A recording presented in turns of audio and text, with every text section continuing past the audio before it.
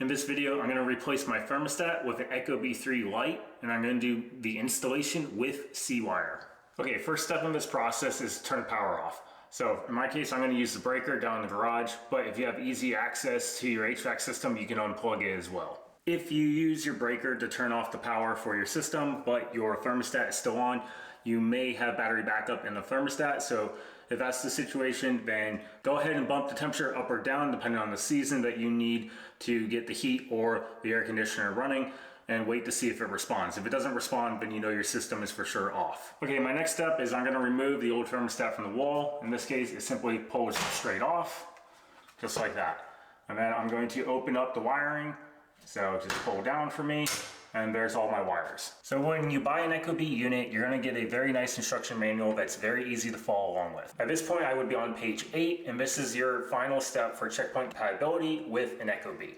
So I do not have any L1 or L2 wires, I do not have a high voltage warning, and I do not have anything saying 110 VAC, 120 VAC, or 240 VAC. My next major thing is I want to identify if I have a C-wire or I do not have a C-wire. So in this case, I do have a C-wire. I have a blue wire right here that is hooked up to the C terminal on my thermostat. Okay, if you find that you do not have a C-wire, then what it's going to tell you to do in the book is to go to page 40 and continue on from the instructions, and you're going to have to use this. It's called a power extender kit. Now, to apply this, you will have to have access to your furnace, and you will have to hook this up inside of your furnace. If you have that type of situation, then go ahead and stop watching this video and go watch my other video on how to install an Ecobee with power extender kit.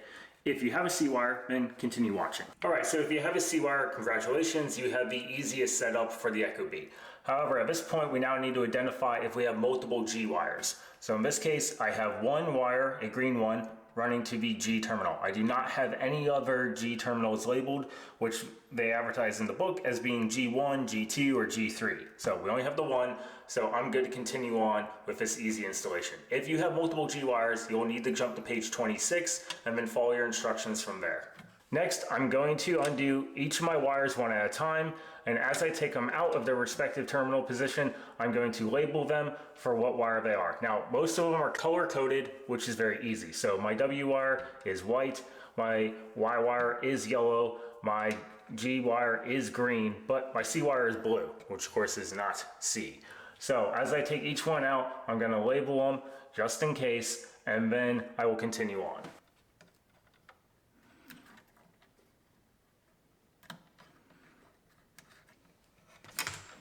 Now for a wiring setup as easy as this, you could probably skip the labeling process, but if you have multiple G wires or multiple R wires, which is possible, you may very well still want to do this process just so that you don't mix anything up, because while one R wire may actually be red, your other ones may not be, and so labeling them appropriately is probably the best thing to do.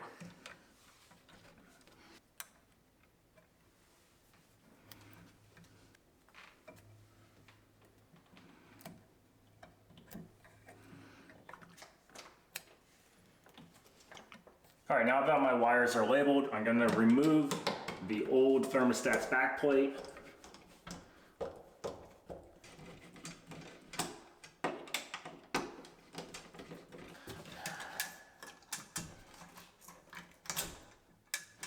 All right, at this point, you can make the choice on whether or not you want to use the new backplate for the Ecobee or just use its wiring bracket.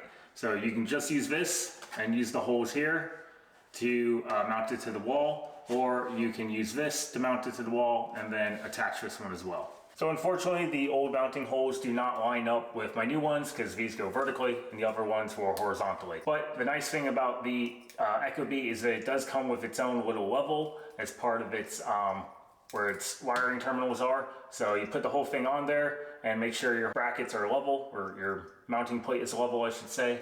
Mark your holes.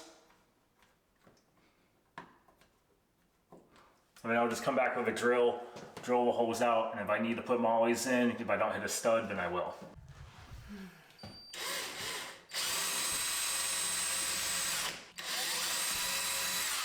Stud. One.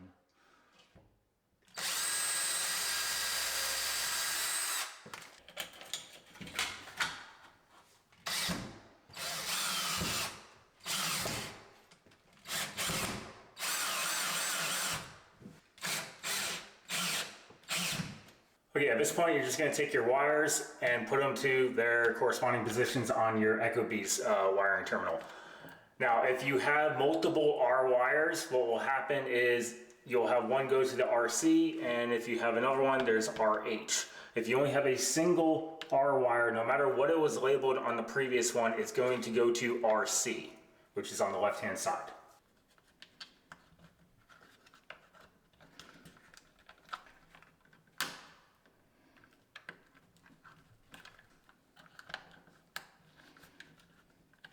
Okay, so before you put the Ecobee on, make sure that you tug on the wires just a little bit and that they're not going to come out.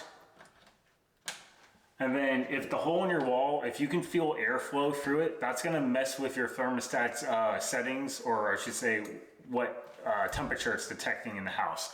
So if you're feeling air coming through that hole, you're going to want to fill that to the best of your ability to prevent as much airflow as possible so that the thermostat doesn't read the wrong temperature. I don't have anything, so I'm good. I'll leave my hole as is. So at this point, I'm ready to put the Ecobee onto it. All right, and now I will turn my power back on.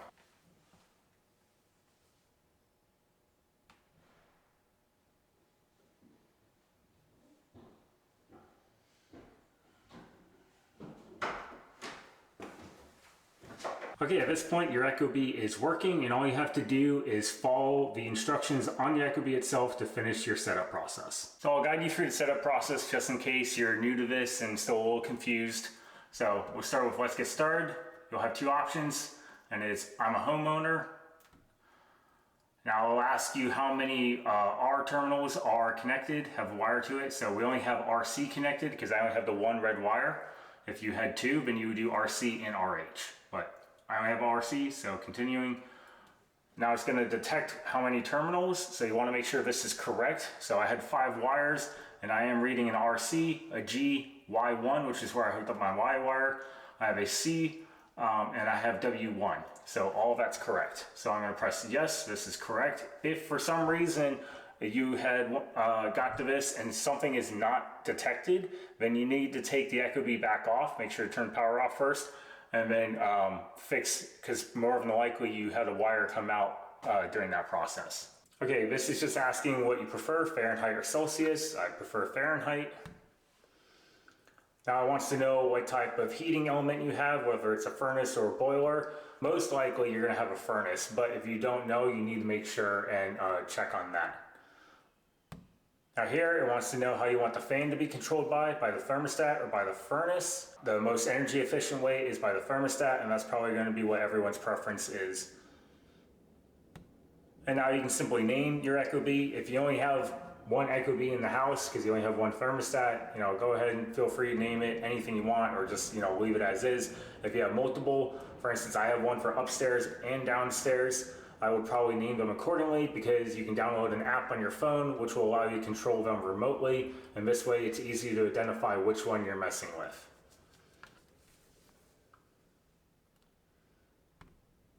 Now I'm going to skip the Wi-Fi setup right now because I do not have internet currently set up in the home. It is springtime for me, so I'm going to be setting it to cool right now. You can do auto to have both settings activated at once. That's kind of nice maybe in early spring or late fall, where you're still getting some hot and cold days mixed in, but right now I'm pretty much solely into warmer days, so I'm just going to set it to cool. And now you're just going to ask about what your ideal temperatures are. I'll just come back to these later. United States, let's see, what's my time zone?